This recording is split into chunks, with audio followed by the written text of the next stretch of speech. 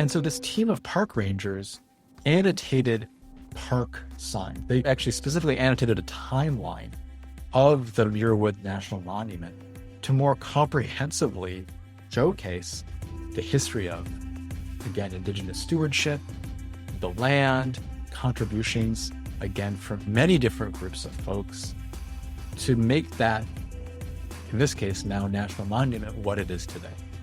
That was an additive process. In my understanding, a justice-oriented process. It was also public. And so in that case, it was pedagogical. It turned this initial sign, public-facing, into a more comprehensive teaching opportunity for park visitors to understand the literal land that they were standing on.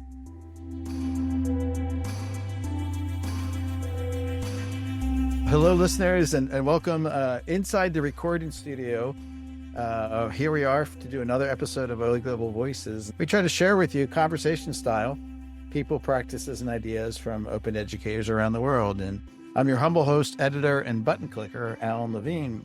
Today is July 29th, 2025. It's a wonderful day to welcome a longtime colleague and friend, Remi Kalir. And Remi's going to tell us about his work at Duke University and elsewhere, but I've tracked him for quite a long time at CU Denver as a hypothesis fellow, as a ringmaster of the Marginal Syllabus Project.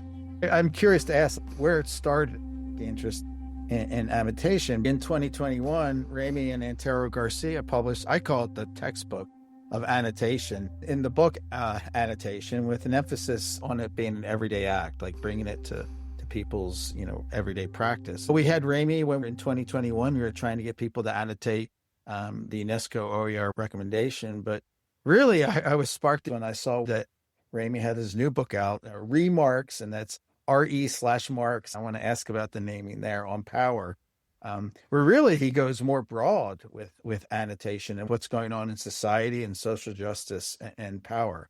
I'm now looking at my own notes that say, stop talking so much, Alan. Let's get to the conversation. Hello, Remi. It's so good to see you again. And like I said, it's an excuse to talk to a good friend. Alan, it brings me so much joy to see you, to be in conversation with you. As we've been discussing, these are trying times for many reasons. And it reminds me that at the end of the day, we have our friends, we have our trusted thought partners, we have folks who give us the gift of attention, which I think is something that is so rare these days, is the gift of saying, I can attend to you. I can attend to the words that you've written, can attend to the ideas that you care about. And I appreciate, Alan, that you, for many, many years, have graced me with your attention. And thank you for bringing the attention of the OE global community to my work. It's just a pleasure to be in conversation. Well, thank you. But of course, we can just record everything and have AI summarize everything and tell us what to pay attention to. Yeah, right. But first, let's start out with the intros. We ask people, because we're global, where in the world you are, and you'll give me a map location, but also describe for our listening audience, because they can't see, what's your physical surroundings right now? I love it. I feel like I'm watching like the classic sitcom of the life of academics in that quaint little town, right? Where did you start in your world? Where did you grow up? And what did you think of school as a kid? What kind of student were you? Wow. Alan, this is good. Well, I grew up in Michigan. I grew up in Ann Arbor, Michigan. My mother was working at the University of Michigan at the time as an art historian, a staff position running archives. And so I remember often visiting her office in the basement of, I think it was called Angel Hall, maybe. I have to get the building correct. Tappan Hall.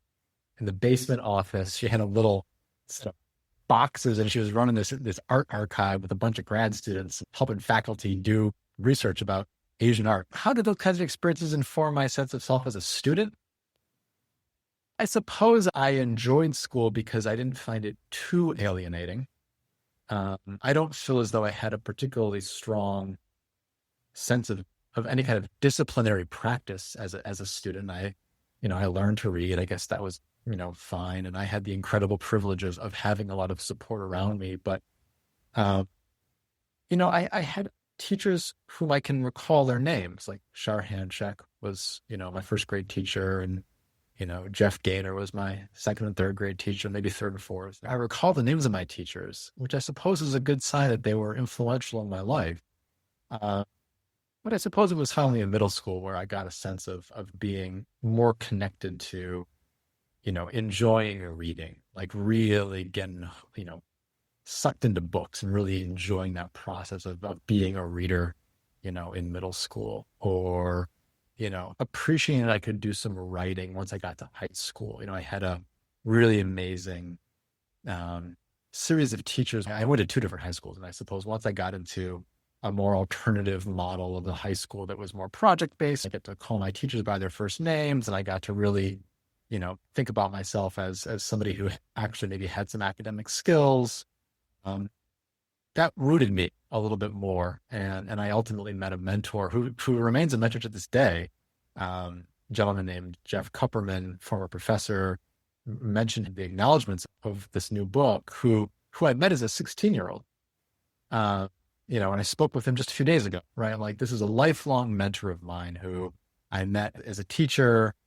Again, like we were saying, his attention to me as a learner when I was 15, 16 years old, his ability to help me understand who I could be as a thinker in the world, and his connections to the University of Michigan, and his ability to kind of network me into my first intellectual community had literally imprinted my ability to be in this conversation with you.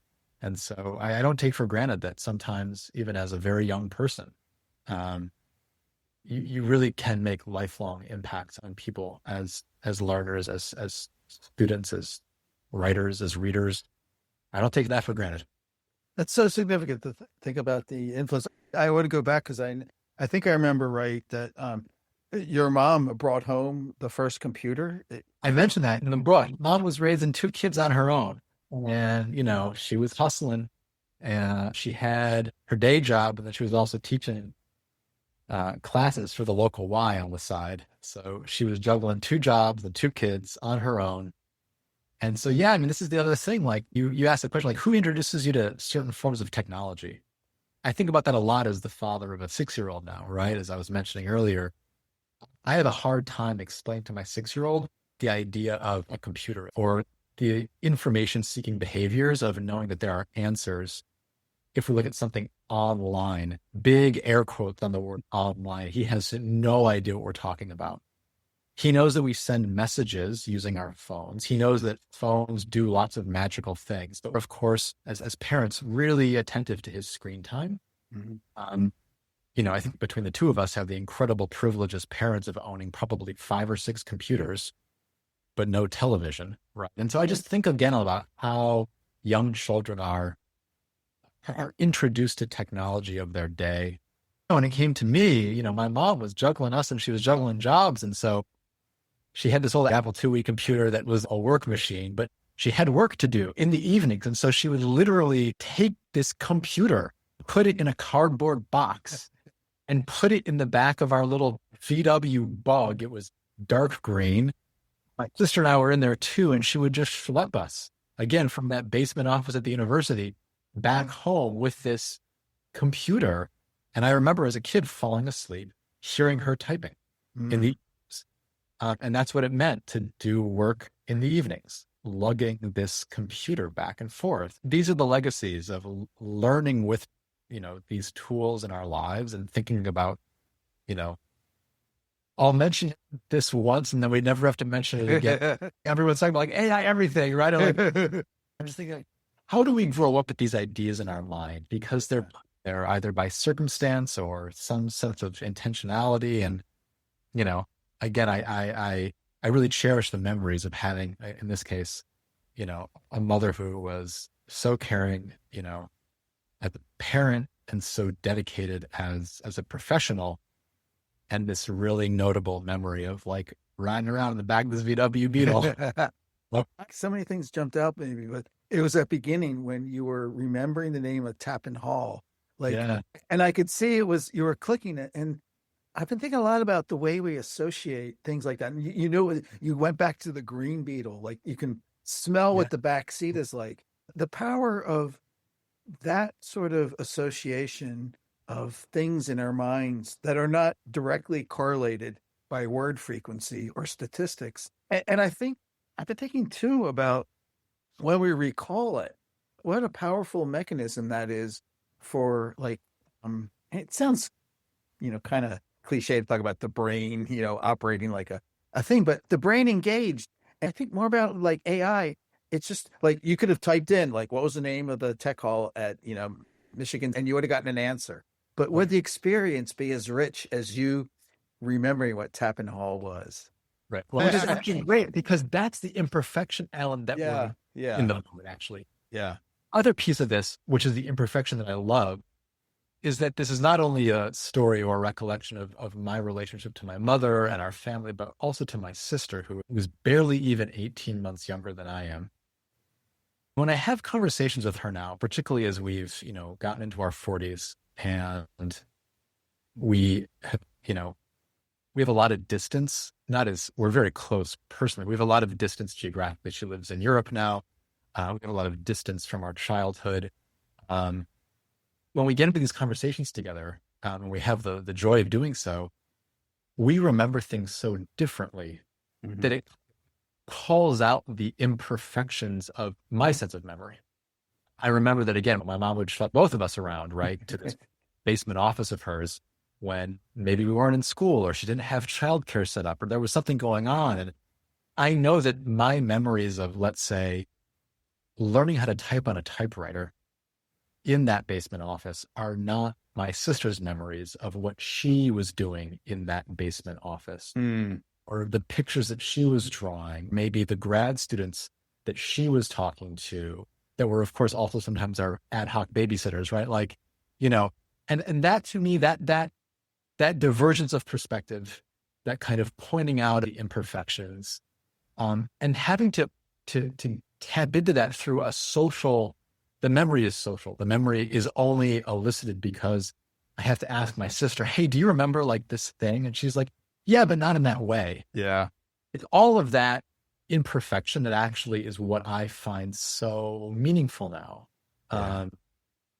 Often what's missing in the current kind of glossiness and the speed and the kind of perception of precision that so much of our technologies these days, apparently it affords us these things. Although I tend to think that these are not affordances. I think that these are, again, like mostly delusions. Yeah, definitely. And so, what was the first thing you ever annotated? That's such a great question. I'm not sure. What I know is I am now again. You love this anecdote, and I love that Alan, you prepared this amazing set of questions, and now this has just become like a good like family. All a bit of like technology, scholarly stuff. I love it, and I think it's fantastic. A few years ago, we were living in Cambridge because I was on sabbatical. My partner wife, Ebony, was a Radcliffe Fellow at Harvard. And so we spent the 2022-2023 academic year living in Cambridge. And coincidentally, I have an uncle who lives in the area. So we spent some time throughout the year with him and his family. And we went over to celebrate Christmas. We're like an old kind of, Jewish-ish family. And so, of course, we're going to spend Christmas together, right? We go over and we're hanging out. And he pulls out a box of books. And he says, I happen to have these. I think your mom gave me some of these books for me and my kids. And of course, at that time, we had our little one with us. Yeah. We're going through these books. And I pull out an old dinosaur book that my mother had annotated for me. Wow. So here I am in 2022 in my uncle's place outside of Cambridge, looking through a random box of books, and I pull a book out, and it's actually a book that my mom had been reading to me, but she had written these little notes about the dinosaurs. Yeah. And my name in the book. And so I don't know when I first began to write in books, but I know that my mom was writing in books that she was reading to me. And there was probably then a sense of permission. As you mentioned earlier, these kind of everyday literacy acts are routine, there's the literal legacy of passing these down. I always mention, passing down the cherished family cookbooks, right? Yeah. In some cases, like a series of recipe cards, almost like an old card catalog of recipes. We've got my old great aunt's, pineapple upside down, cake. You can see her handwritten annotations. I love that. If families have kept books, in their possession that are also annotated, and I think that's just sends such a lovely message to young readers and young writers, that books, are cherished for many reasons, and it's often because they're inscribed, parent to a child. I know you've talked about this a lot in your book, but the whole idea about like, okay, the books you got in school, like writing them was bad. You're not allowed that. You're defacing them. You can't do that in library books. But I think it extends to the books you have on our shelf. There was like this aversion to messing up. I don't know. No one ever said it, but it's just like, I'm not going to pull a book off my parents' library shelf and start writing in it. Right. And I think that this is where we get into these very complicated questions of power that gets at some of what I wanted to really wrestle with in the current book is, where is it appropriate to say this text deserves a response? This book can be pulled off of a shelf and written in. When is it not appropriate to do so? And again, I'm certainly not now sitting here saying, hey, run into your local library and every single book on the shelf and kind of deface or besmirch what is essentially a kind of common object, a shared bit of property. That can cross a line. And I think that there are many instances where we actually want to respect a sense of a kind of social convention. And there are also opportunities where we do want to write and where it is appropriate to contest, or where there has been maybe a line that's been blurred that then ends up being an appropriate response to, again, some record that needs to be corrected. And so I want to wrestle with those questions, and I want to wrestle with those questions, not only in the sense of one's individual agency as a reader, as an annotator, because again, as you mentioned earlier, I believe we're all annotators. We have that sense of individual agency, and we can make those decisions about the books on our shelves. I have another tangent, and I want to come back to talking annotation. I was just thinking about like in public school, when I remember you get your textbook, and in the back, there'd be that little card where you had to sign your name. It wasn't, I don't know, do you call it annotation, but you'd see this long list of names of students before you. I don't know if I thought about it, but just the idea about who had this book before me and, who will have it after me. There it is. A book plate in a book, right? That says maybe, this is in someone's library, or the library version that, again, has that little envelope and there's that little insert card. And again, someone would see in a textbook where there's maybe a stamp. I recall the textbooks I had in school were often stamped in the inside back cover, maybe. And then you just write in your name or your semester or your year. And there was a class set, and they would just kind of get recycled and passed along. I mean, there are these conventional ways that people have marked books, and they've done so in various contexts. And so when is it appropriate to say this kind of a mark is all right? But in this context, this kind of a mark isn't. And I do pick that up in the current book in a chapter specifically about libraries. I think libraries are extremely important social and civic institutions, of course. There are extremely codified ways in which libraries show it is permissible to mark a book. An example of that, of course, are call numbers. And we are using the Dewey Decimal System, which I briefly, describe and review, or the Library of Congress classification system, which is primarily used in higher education, academic libraries, which I also briefly mentioned. You mark books with call numbers. Those call numbers are a systematized way of thinking about how you organize knowledge. And it is okay. It is permissible for a librarian to say, we're going to mark this book with this number. It helps us to then organize where it appears on a shelf, how it appears next to other similarly organized, again, books and volumes. That's all okay. But then it's not okay if somebody takes out that book and scribbles in the margins. Right? Yeah. And of course, even those call numbers are contested. In the chapter I'm referring to here, I talk about the ways in which gender ideology and kind of heteronormative ideology, particularly around sex and sexuality, and then even more specifically around how transgender characters, authors, and issues have been, in some cases, really offensively categorized by these classification schemes historically and are currently, again, in what are literally referred to as kind of contested spaces. Yeah. Again, those are marks. I would consider those to be marks of power because, again, libraries as an institution, although, again, very important institutions, are saying this book goes here as opposed to there. This book is classified in this way with this number in this particular section. And scholars, again, who are concerned with the ways in which gender and sexuality appear in the archives extensively about the contested ways in which this kind of bookmarking occurs. So that's annotation to me. And then we have instances where that bookmarking moves beyond the formalized conventions of the library and is maybe suggested by, let's say, an author like Gino, who authors this very well-known young adult book written for, a middle grades audience about, in this case, a character, who transitions gender throughout the course of the narrative. The book is banned by many schools and districts and libraries. The author, Alex Gino, says, all right, let's change the name of this book. I actually want to call this book, Melissa or Melissa's Story as opposed to George, how it was initially titled. So please now go out and mark the cover, change the cover, Sharpie activism, erase the cover, redact it, and give it this new cover. And so now you have an example of this kind of marking of the book in a social context as activism, as advocacy. In some cases, libraries go along with it. Yeah. And are kind of circulating these affirming kind of gender justice narratives. And so there are just all different kinds of ways formally that libraries as institutions can mark books. And I'm just fascinated by all of it.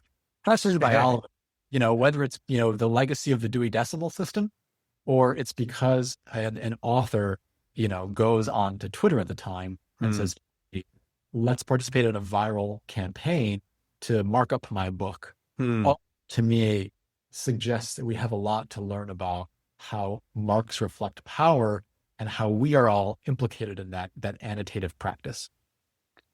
Thinking about, like, as a library patron, even a young reader or as a university student, you kind of think as libraries, they're neutral, man. They organize things, and you forget how much influence in decisions making and whether it's bias or discrimination or, controlling, that goes into everything has like a human element of touch in there. Yeah. And I don't want to suggest that there's some type of solution here. Yeah. For folks who are getting this deep into the conversation, perhaps add a quick caveat here. As a scholar of annotation, I am not suggesting that I am, deeply rooted in, library and information sciences, although I had quite a few LIS colleagues and scholars, check, my book and my analysis of that particular chapter in that particular case. I think that I can stand by the historical analysis of what I've discussed. But it's all to say that these systems are human-made, and so they're, of course, shot full with bias.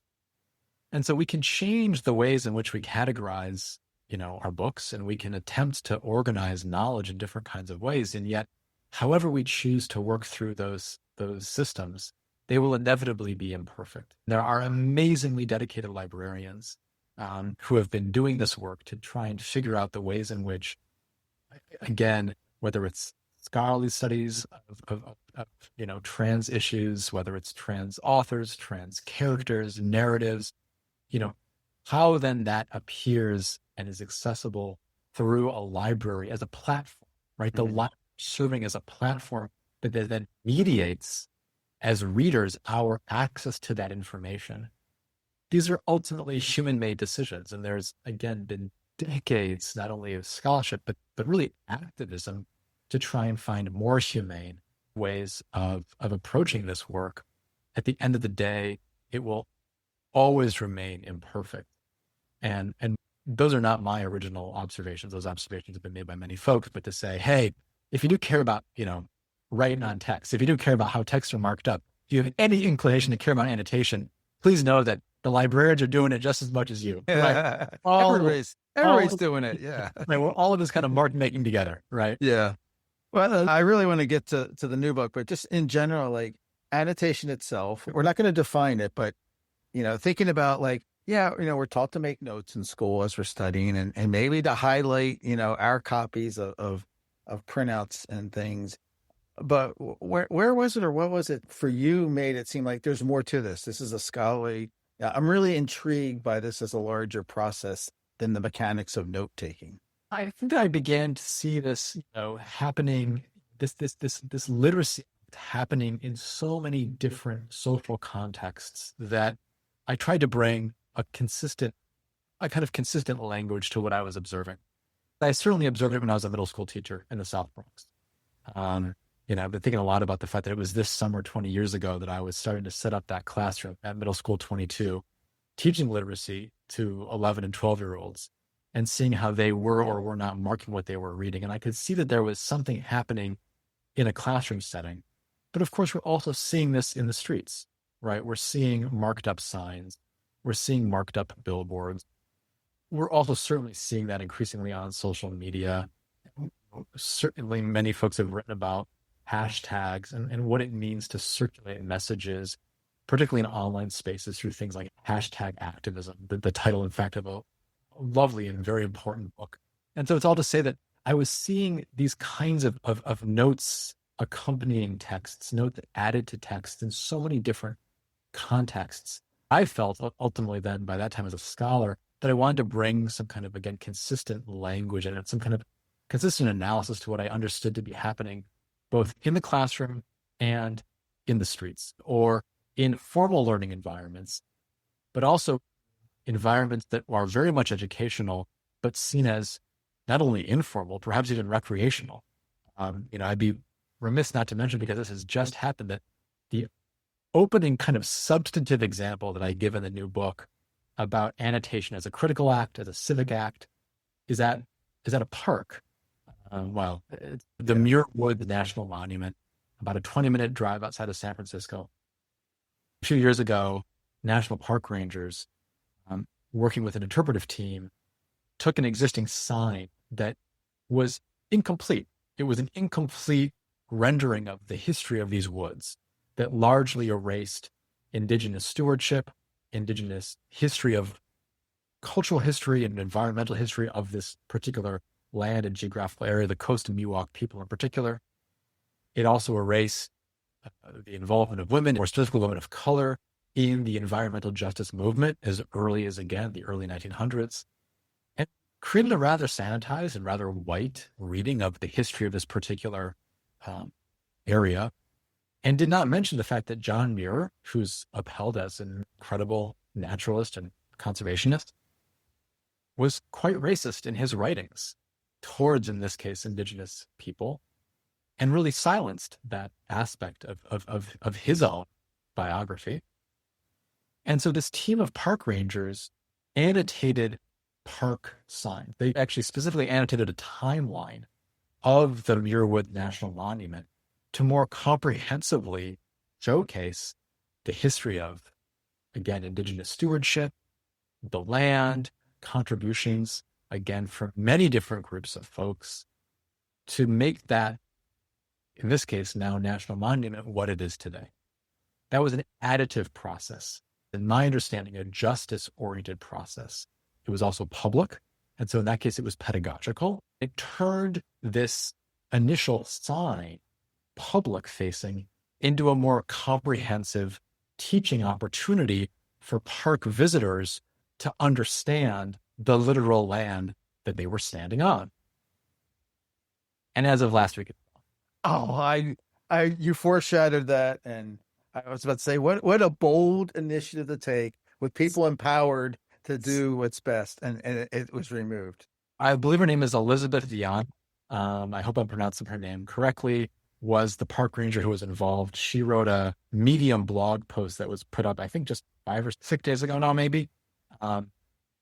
And she was part of the team that did this work in the States. The current Trump administration has instituted a new policy for all national parks and monuments to essentially review, some might say censor, information that might, quote, disparage a reading of, in this case, American history at national parks and monuments. And land that is stewarded by park rangers in this case. And so this was actually the first instance, Wow. not only a review that was ongoing, but actually the removal of it. In this case, the active censorship. That annotated sign, and again, in my book, in my very first chapter, I include 2 photographs of that sign. Thank you to, in this case, Quinn Dombrowski, who put those photographs up openly. Really lovely, again, CC licensing practice there, to use those images in my scholarship. But you can see the initial attempt to annotate the sign that was a little bit more literal, just like cutting out and pasting on these notes. And then what was to be the more permanent version that still, though, showed this kind of visual annotation. Yet again, apparently that's now gone. And so we see here that annotation is not only an act itself, one might say, speaking a truth to power, using powerful notes as a way of correcting the kind of justice-oriented arc of understanding history. But then when those notes are seen as a threat to those in power because of their ideological commitments, they can then be censored or redacted. Yeah. This is at least the second example now of something that I've researched and written about in my book that is now gone. And I'm aware that these forms of remarks may not be permanent because they are often quite critical. Yeah. They're tenuous almost. So remarks, let's talk about re/marks on power. Did the title come to you early, or did it come in a flash? I'm always interested in the origin story. No, in fact, it didn't. I mean, this is where actually it took a really good editor. I have an amazing editor at MIT Press. My goodness, Susan is just a gift to work with. Thank you, Susan, if you do listen to this. She's shepherded forward so many incredible works at MIT Press for many, many, many years. And feedback from the reviewers of the book. Actually, the book had an alternative title that was less precise and not quite on the mark. And what I realized is that there's something about the fact that the annotations I'm talking about, like this example at Muir Woods, or even earlier, the example of bringing a Sharpie to the cover of a book, that is a visual interruption. There's something about these kind of annotations that is a real visual disruption of the text that we're talking about. It is perhaps quite abrasive or stunning or unexpected. And so the fact that the word remark has this slash in the middle of it does kind of call forward that kind of visual disruption. And then, of course, the fact that it is recursive, that it is a kind of iterative marking, this kind of idea that there's a repetition or a recursiveness to the marking of the text brings that remark forward. And it is this kind of visual distinctiveness. It was actually through really just workshopping the book, getting back, talking to my editor, Susan, and ultimately saying, like, what if we just call this thing like remarks on power? Like, that's what we're really talking about here. Because these are also, of course, colloquial speaking, my remarks. These are my remarks on these various stories about power, whether it's power in the archives, in the libraries, at a park, as we read through the histories of an American icon like Harriet Tubman in these cases. And so I am kind of rhetorically remarking on power, but we're, of course, following these visual annotations, these literal remarks on ideology, on injustice. And so it took on that kind of double entendre. Right.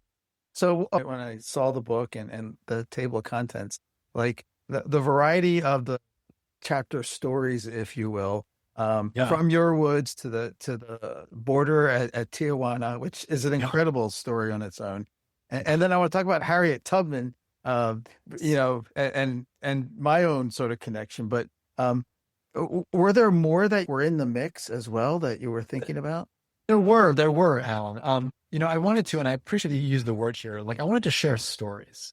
My own scholarship around annotation, I wanted to really expand how we think of this Literacy Act, how we think of its relationship to everyday literacy practices, and how we can see this in some, again, unexpected settings and stories. And so, yes, getting to the border, the border, of course, being an extremely contested space for, not only decades, but centuries upon centuries, actually. and understanding that it's been a marked line for many years, that the border between Mexico and the U.S. is a literal annotation. I'll mention this again now. It was very likely annotated by Robert E. Lee. I think that, again, the historical record and at least my analysis of the maps and the correspondence from the mid-1800s would suggest that Robert E. Lee, when he was in the U.S. Army, was likely the cartographer who annotated the border that now exists as the fortified wall that it is today. And I think, again, we can see that as a remark on power.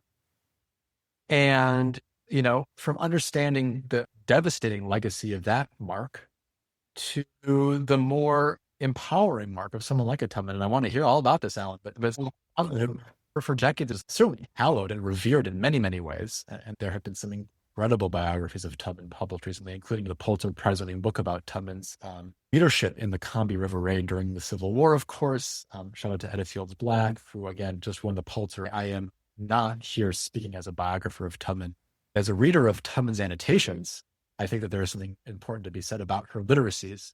And so, again, Tubman's literacies have often not been highlighted in the scholarly record. I would argue that she was literate in a variety of ways. Her annotations do not appear either discussed as an example of her literacies or visualized. There is visual evidence of her holding a pen and making marks to advocate for her service to the Union Army in the Civil War. If I can play a small role in any of this work, I want to bring literal light to her marks. And so whether it's, again, Tubman as a mark maker or other more infamous individuals in American history as mark makers, they've literally left their mark on not only the nation or multiple nations, but on national narratives of what it means to serve the country, what it means to be honored in service of historical events and historical contributions. And we can see that in annotations. And I think, again, there's something, to me, rather provocative about that. But tell me about your relationship. It's actually pretty trivial. When the book came out and I saw this, and I had like the snapshot, school history, what I knew of Harriet Tubman through, the Underground Railroad. And that was about it. I grew up in Baltimore. I had no idea she was born in Maryland. And when your book mentioned that, there was this statue to her in Cambridge, Maryland, I was like, we drove through Cambridge all the time going to Ocean City. And like, I drove through history and didn't know it. And that's all it was. I think a lot of folks, though, have done that. And again, my hope is that the social rhetoric of annotation helps us to appreciate that it's easier to see that history now when you drive through Maryland, Delaware, and Eastern, Shore. That particular courthouse in Cambridge, Maryland, in this case, was the first site of Tubman's work liberating, helping to self-liberate, self-emancipate, in this case, her niece. And I tell the story of that particular act. It was the first of, a number of documented trips that Tubman took, south back across the Mason-Dixon line. Again, first to liberate members of her families, self-emancipate her niece. And in doing so, that spot is now marked. That courthouse square is now marked with a statue of Tubman in a kind of visual homage to liberating her younger self, in this case. But it's also marked with these inscribed bricks. And I believe that those inscribed bricks are a form of annotation. The core text is the sculpture. It is then, again, composed with a pathway of bricks that point north, of course. And so we can, again, read some symbolism into how those notes mark land and legacy in that space. In the chapter I write about Tubman's legacy, I also mentioned the Tubman Byway, which is, in this case, a highway that meanders through the back roads of Maryland and of Delaware into Philadelphia and Pennsylvania. There's a collection of markers specific to Maryland that are as tall as, if not taller, I'm about 6 feet tall, a standing person, that highlight historical places significant to Tubman and other communities, Black communities. in the area and stories that were once hidden of emancipation and Black liberation have now been made visible by these place markers. So they're marking place. They're marking places, in some cases of refuge. They're marking places of resistance. And so the fact that often those histories were either hidden or unknown or maybe unnoticed, as you were, again, driving through to go to vacation, again, as many folks do even today, there is now the opportunity to look closer and to read more deeply. I would see that place marking, particularly given its historical significance of the legacy of Tubman, as a way in which these everyday notes, these everyday annotations are bringing forward new legacies of a justice-oriented social future, which is, again, my hope with this, the kind of core argument of my book, is that these notes can bring forward this more justice-oriented set of social futures. I've driven across the country a lot, and I almost never stop at historical markers. And you see the signs for them, and they're there, and it's like, well, if I stopped at every one, I wouldn't get anywhere. But one of these days, I got to pick up that habit because there's something there. Well, and that's the thing. There's something there, particularly when in a more contemporary context, they've been curated. In some cases, they're multimodal. They actually have a variety of historical kind of artifacts almost collaged together. They're done so in a way that allows you to move from one to the other. They're a social reading experiment intended to, again, elicit our attention. And I very much see this as in line with how we mark history in these visible ways. Yeah. So let's talk about like post-book, some of the things that you're doing. I mean, you're obviously doing talks. I want to talk also about the newsletter and the remarking activity, because I'm hoping to needle you into starting them up. I got to get it up again. Well, I will say this. I've started a newsletter. It's called Reading Remarks. It's short and sweet. I got to get on it a little bit more regularly, but it's an opportunity to, I think, to build a little bit of community, right, around the fact that this is, again, collective act, social act, where the people are doing this work, often in communities. And so, we're seeing annotations all around us. We're seeing it, again, maybe on stop signs. We're seeing it on social media. And I'd love to kind of elicit readers' attention to every day of annotation, particularly when they are critical, particularly when they do, again, kind of, push against a kind of dominant narrative or a dominant ideology, and hold some space for that newsletter to be a bit of a platform. I will say that, and I don't want to give too much away here, but I'm aware of one university this summer. They have a college program for incoming students. They've been digging pretty deep into the book. And I think we're going to line up maybe some kind of a little bit of a show and tell, sharing about how these college students have been thinking about annotation and mark making and murals in their community. We'll be able to use the newsletter as a bit of a platform to showcase the learning that they've been doing. But I hope that, whether, again, you're in a library or you're in a university, or you're maybe even more specifically a teacher educator or a literacy researcher or a literacy educator, that if you're picking up the book and you're making use of it and you find that there is value, particularly in an educational context, I'd love to share the story and to use the newsletter as a platform for that. I'm always drawn to ideas where you ask people to find something where they have to go outside, and just the act of looking for a detail in a place that normally you would just walk past has always been so powerful. Well, there is the need to, as you said, slow down a little bit, to attune ourselves to our everyday surroundings a little bit more. Just again, we can browse our bookshelves and revisit that favorite passage or page, or slow down and reread something. We're constantly rereading our everyday environments. We're constantly reading our neighborhoods, our parks, the built environment around us.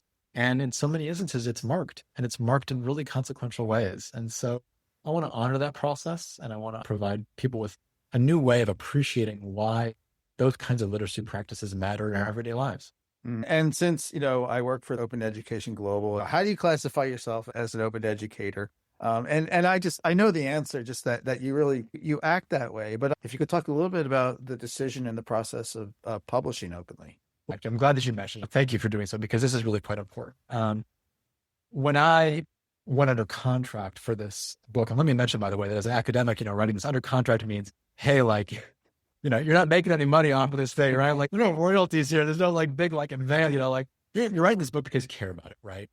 And when I did so, I was really, really excited to see that in that contract, MIT Press is making a decision with certain scholarly monographs that they are open by default. So again, huge shout out to MIT Press. I've had just nothing but an incredible relationship with them, publishing both of my books. They have been really amplifying what they call their direct to open program. The direct to open program is committed to publishing a certain number of scholarly books every year that immediately are openly accessible. Mm-hmm. And so my work is out there. There's a dedicated open page for the book. You can download the entire book as a standalone PDF, or you can also download individual chapters. The individual chapters also have their own DOIs. And they've been studying, at least in the first few years of the rollout of this program, the impact on things like citation metrics. Again, I know that not everybody might care about that, but they're finding that when books are made openly accessible, guess what? They're cited more, right? And at the end of the day, I wrote this book not because I want folks to feel as though they can't access it if the cost is prohibitive.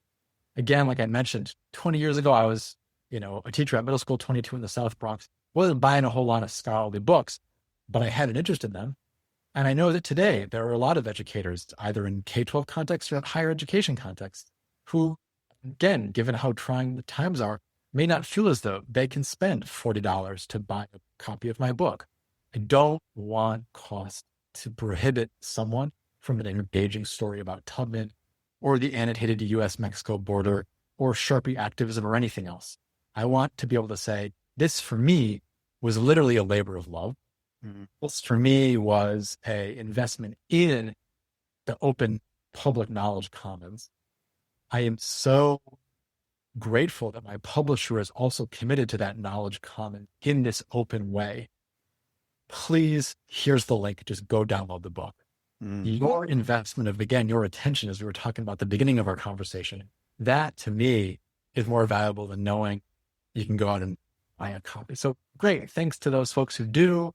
I'll also just mention, by the way, that when I do earn any royalties on any book I've ever published, I donate all of it away. I've written about that also for years. I've been rather transparent about all of that. Like, very happy that the modest royalties that I've been able to, make these books has been donated to, literacy organizations like Freedom Reads. But at the end of the day, it's open, it's out there, it's accessible. And that to me is as a scholar, so important that I can make that commitment. Two last things. Initially, when I contacted you early in the summer, I was trying to think what is something that we could kind of stimulate as a community activity. And I thought about, it's nice to have one of those online, reading clubs. They're hard to sustain, but I'm not close to that. When I saw the call for remarks and thinking about what if we got people engaged with that? I don't know what it takes anymore to get people engaged. But I would love to dream up and sometime later, something we can engage this community in some acts of, whether they're annotating or seeing annotating, or whether they're, looking for examples that parallel the ones in your book in their community. What does annotation look like in other parts of the world, Well, and that's a great point. And I love that. And I'm open to, engaging with, following along, maybe helping to create any of those ideas. And again, I appreciate that when it feels as though, if not for many people, the sky really is falling, then it can be hard. Again, it is a luxury perhaps to engage in this kind of work. Yet at the same time, some of this does bring us joy. And I want to also recognize the fact that we do need to find, practices of joy, practices of rest, practices of rejuvenation, and practices of resistance, in the moment. And if this, again, provides a language or a practice to guide any of that, that's fantastic. But yes, I had to make certain choices about the geographies and the issues that I was going to highlight in the book. And I'm very aware that that's a reflection of my own bias and my own ability to write cogently about any of that. And so, yes, in many other geographical settings and cultural contexts, if folks want to bring their particular annotated flavor to the mix, sounds good to me. Globally, what does annotation look like? And yeah, I mean, obviously some of the familiar things of graffiti and marking, but I think looking a little bit more, outside that realm as well, pictoglyphs, their annotation on rock, And it's an old cultural act. Yes. And that's the thing. Across cultures and across geographies, we can trace these notes back. All right. Well, we'll dream of it. It's another excuse to talk to you in the future. The last question I always like to ask is, since you mentioned joy, what are some things that bring you joy outside of work, that really you put your energy into?